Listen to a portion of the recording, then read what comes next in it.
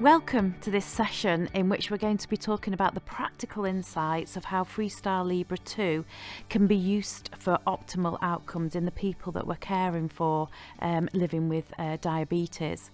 So my name's Nicky Milne, and essentially I'm a primary care diabetes specialist nurse, but my official titles are as a diabetes clinical nurse lead for Greater Manchester and East Cheshire, and I have a quirky other title as a DIAS lead, and we'll talk about that in another couple of slides as we're going through the presentation. So these are my disclosures. And today we're going to be talking about what is time in range. Why does time in range matter?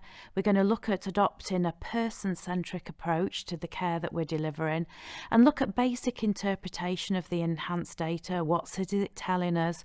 And then just to look at some little practical insights to keep users engaged and understanding the person behind the data and their motivations.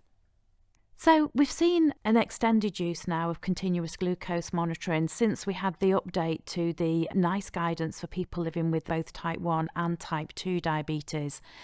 And in the current guidance that we have, CGM, so continuous glucose monitoring, is now available to all people living with type 1 diabetes.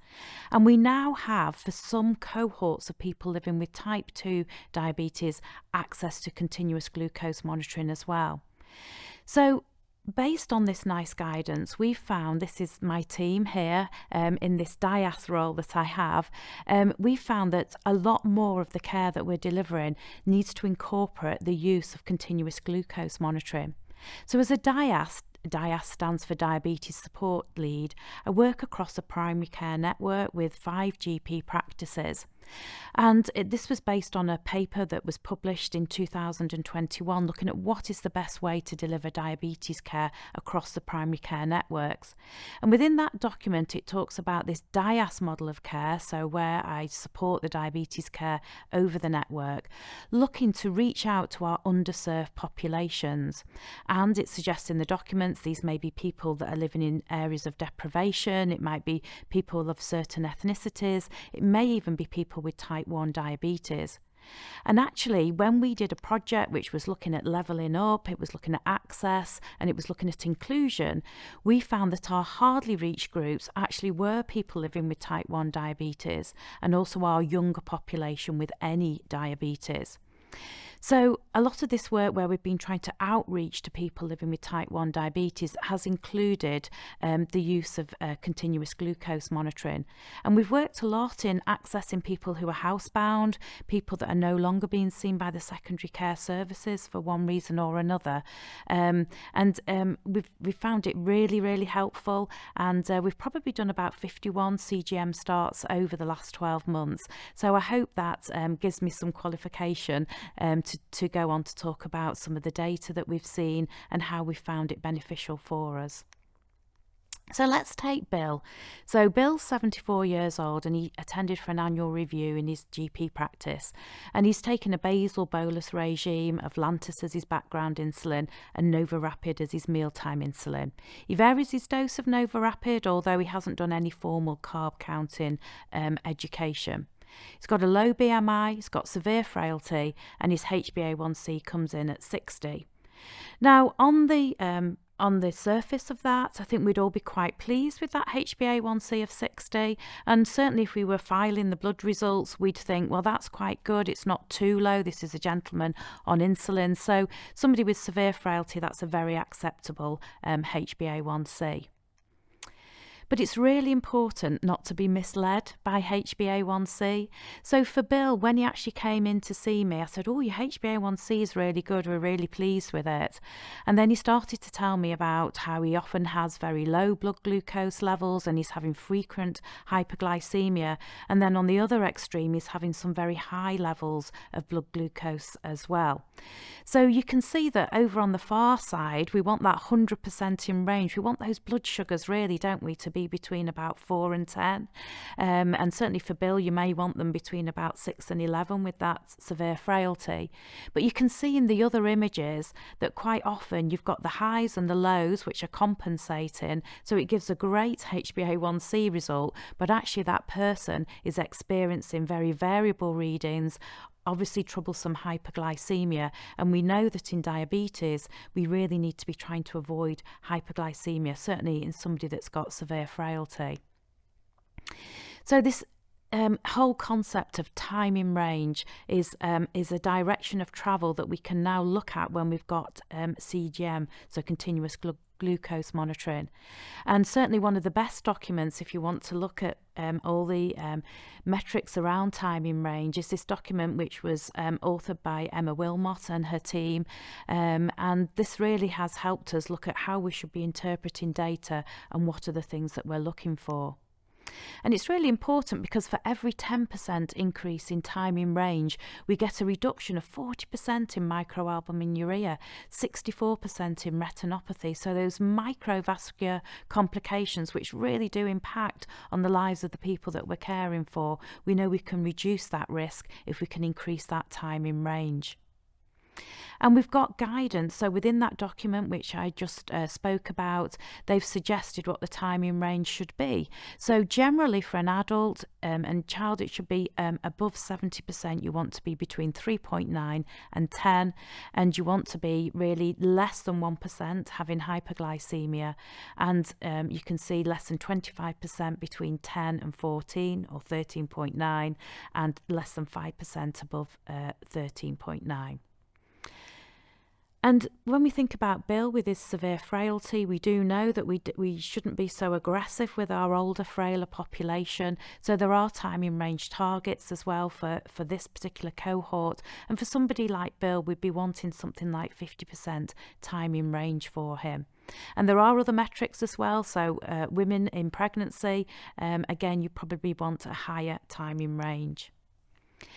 So when we're looking at the data that we get from the FreeStyle Libre 2, we get this AGP report, the ambulatory glucose profile.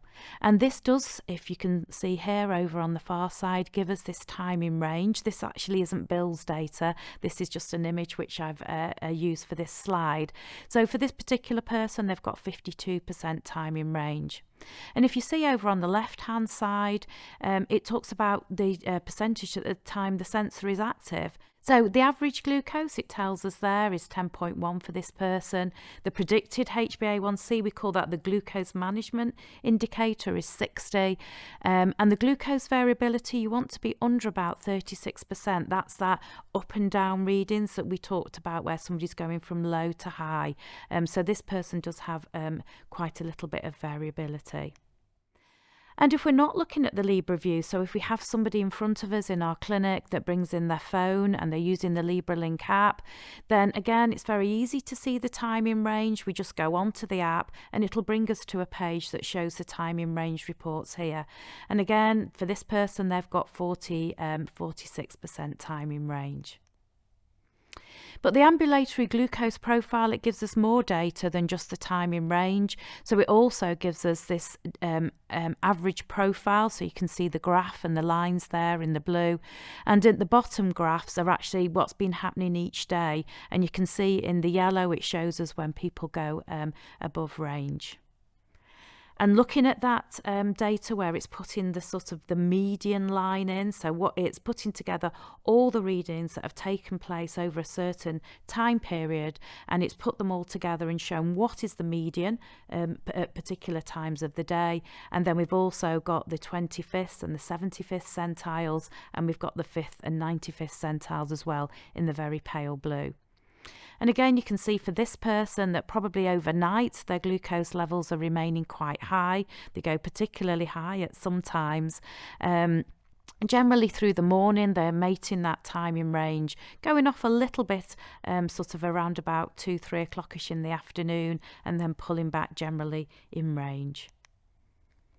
So if we go back to Bill then and we look at his ambulatory glucose report, you can see that his time in range is 47, which isn't too far adrift of that 50% that we'd want for Bill with his severe frailty. But you can see that he's spending 10% of his time either low or very low, and that definitely isn't something that we want for somebody with severe frailty.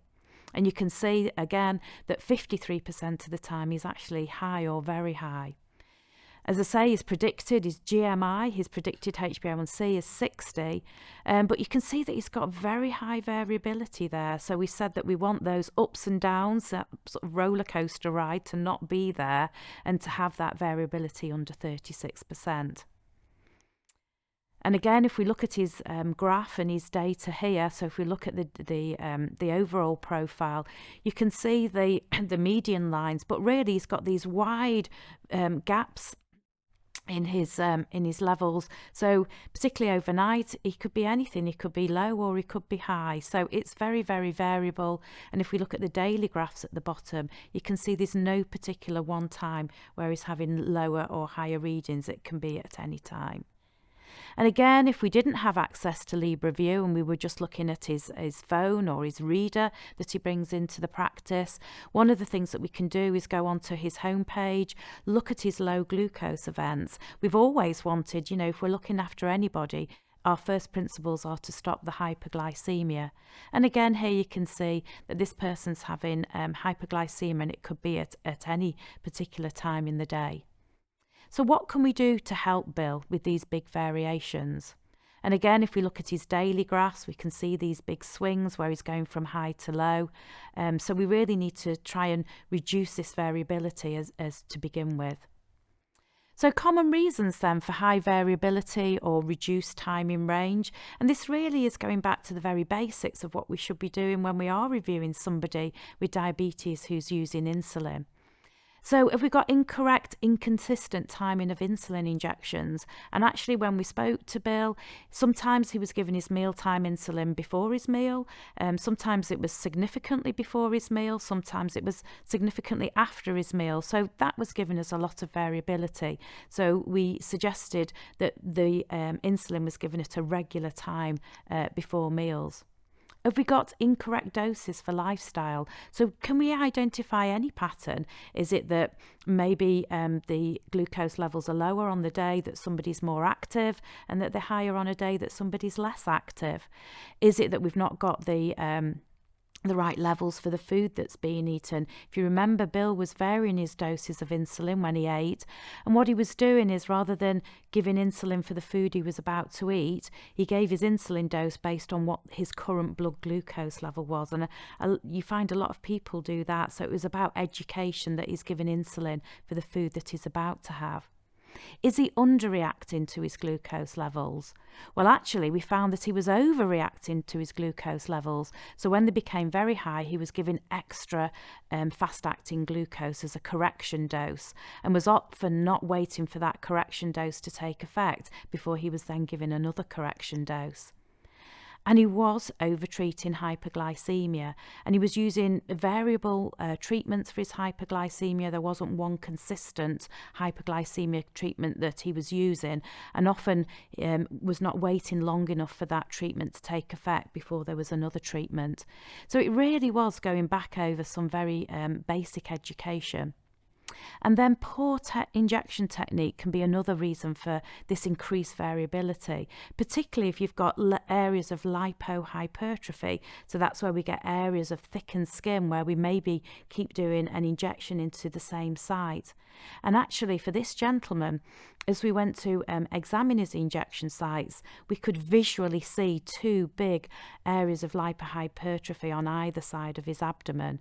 So obviously the days where the injection was going into there, the insulin, it wasn't absorbing well, and then another day where maybe he did use a newer area of tissue, the insulin was working really well.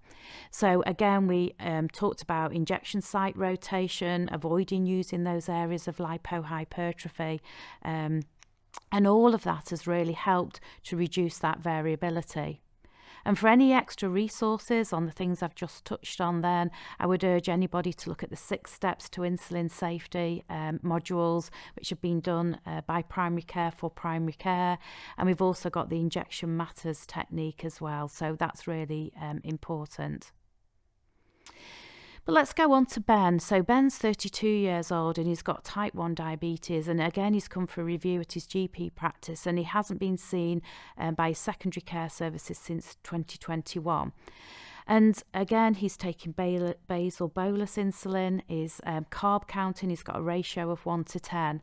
Now, for me, as a primary care nurse, I kind of look at people with type 1 diabetes. It's not my big speciality. And sometimes I think we can often be really fazed by somebody coming in like this into our primary care setting. We're a lot more familiar in managing people with type 2 diabetes. And certainly when we get into carb counting, I'm not Daphne trained, which is the dose adjustment for normal eating.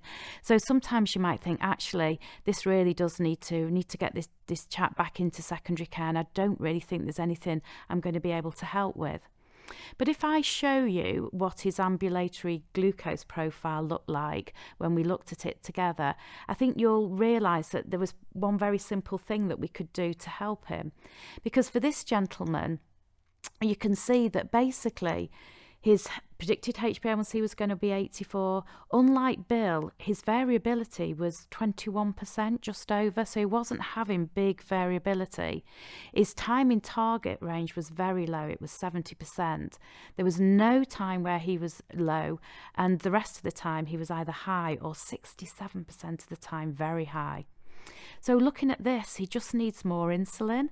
And when we talked it through and looked at the graphs and we looked at his daily glucose profiles as well, this gentleman could quite clearly see that we needed to increase the amount of his background insulin. And we've managed to do that very successfully. So from a position of where you're thinking, actually, I don't know if I've got the expertise for this and to do everything else, it was just a very simple intervention that we needed to give a bit more insulin. So there's other functionality that we can get if we were going to look at the Libre View as well. So we also get this thing which is a snapshot. And again, if we wanted to look at low glucose events, it shows us where those low glucose events are happening. And it also tells us about average glucose too. Again, we've got those daily logs, and I showed you examples of that in Bill and Ben's case studies. You can tell I've made those names up, can't you? They're Bill and Ben. And then we've also got the daily patterns as well. And what you can see here for this person with a daily pattern is you can see that they're also recording when they're eating, and also they've got a connected pen, and the connected pens are telling us when they gave their insulins, what doses, what the timing was. So we're really starting to see a much fuller picture of how the insulin responds and how the blood glucose levels are. And again, I think you'd agree that for this person, they probably just need a little bit more mealtime insulin at lunchtime. And again, if we haven't got access to Libre View and we've got the person in front of us that brings in the Libre link and they're bringing in their phone or even their reader, then again, we've got access to all of those things. So we've got the daily patterns, we've also got the time in target range, which I showed you before, and we've also got that we can go on to look at where the low glucose events are happening and how many low glucose events people are having. Equally, we can look at what the average glucose is over certain periods of the day, and this one I find really insightful. So when we're looking at it with the person with diabetes, they can see maybe when they're in the red, when they're in the amber, when they're in the green, and again, it just gives people real clarity. And it's really important that when we're using this, that we are empowering the person that we're caring for to actually look at their own graphs and the data. I think quite often there's that temptation that they're just looking at it to see what their glucose level is at that moment. And certainly one consultation I had with a young gentleman with type 1 diabetes, that's how he had been using it. And when we actually sat down and looked at the graphs and what they showed and what the timing range meant, he left the consultation saying, gosh, I've just never learned so much. That's just been so insightful. So it is more about looking at your own data. And don't forget, most people with diabetes are absolute experts in managing their own care. So again, we've got the daily graph functionality, and we do still have what the estimated HbA1c would be, that glucose management indicator that we see on the AGP. The other huge advantage of having the FreeStyle Libre 2 as well is the alarms. So we can set a high alarm, we can set a low alarm, and we also get an alarm when there's signal loss as well. Now, the low alarm in particular is just fantastic because we can set that, and that alerts the user to when they might be, the blood glucose levels might be going low. Now we can set it at various levels.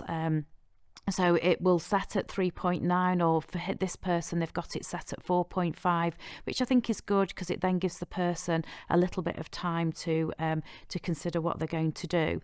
And interestingly as well, we know that when somebody looks at the Libre, we do get an arrow with the direction of travel. So it might be that the glucose level's 4.5, but the arrow's going up to show the sugars are rising, or it might be 4.5 and the arrow's going down to show that the glucose levels are lowering. So that's an important thing to explain. The high glucose alarm you just need to be careful with when you first set up the Libre, because sometimes people don't know how high their glucose levels are going. And I had a real classic case where somebody had had their high alarm set at, I think it was about 14.9, and on the Monday, they'd had the Libre put on the Friday, and on the Monday the family were ringing because this lady's blood sugars were running at about sort of 15 to 20, so the alarm had just been going off all weekend. So sometimes, to begin with, I don't use the high alarm. I wait to just see what the pattern of glucose levels are. It's more particularly useful where people are giving correction dosages of insulin. Also very important when you're using the Libre, just to explain to people that in times where the blood glucose levels might be changing rapidly, or if the alarm is saying that they are hypoglycemic but they don't have symptoms of it, then they should always back it up with a blood glucose test. And similarly, if they feel hypo but it's saying that it's fine, because there can be just a slight time lag on the blood glucose, and we know that the Libre is looking at the interstitial fluid that's going between the cells. Not everybody has a smartphone, and this piece of work that we've done within the PCN, where we've been looking at levelling up and making sure that there's inclusion and everybody has access to Libre where they fit the NICE criteria, a lot of these are the people that don't have a smartphone or they don't have a PC. So we have to use the readers a lot. And again, there's the same functionality on the readers, that we can bring people in, we can review the data, we can look at the time in range, we can look at the low glucose events, we can look at the daily graphs as well. So don't let the fact that somebody doesn't have a smartphone prevent you from using this technology.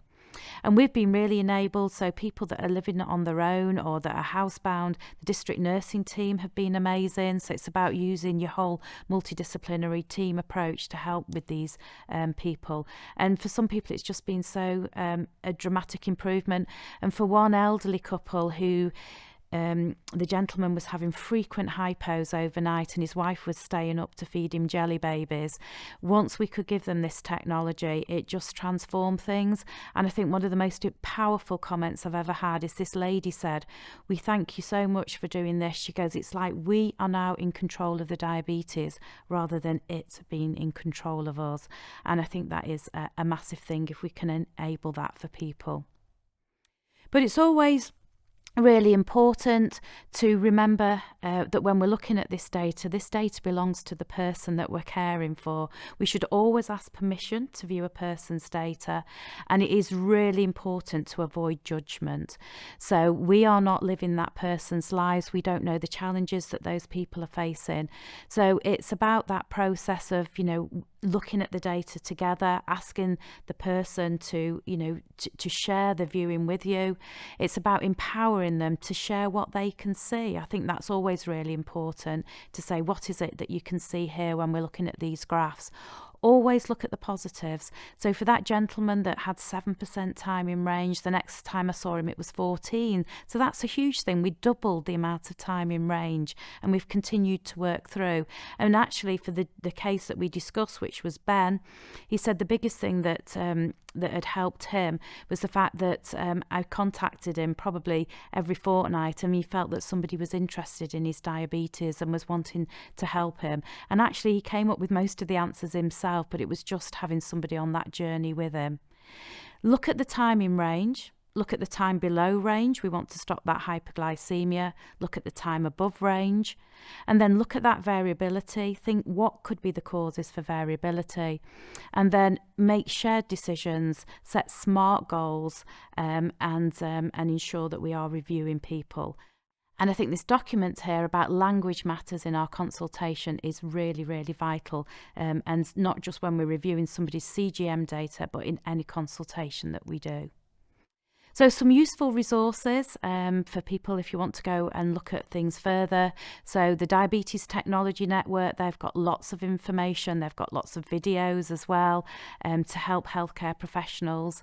Also Leicester Diabetes Centre with Eden, they've got some great modules for healthcare professionals. A little nod to an article that I wrote for the Journal of Diabetes and Primary Care on how to initiate and support continuous glucose monitoring in primary care. And don't forget as well, Abbott, they've got their Libre tutorials and downloads, and not just for support for people with diabetes, but healthcare professionals too. Thank you.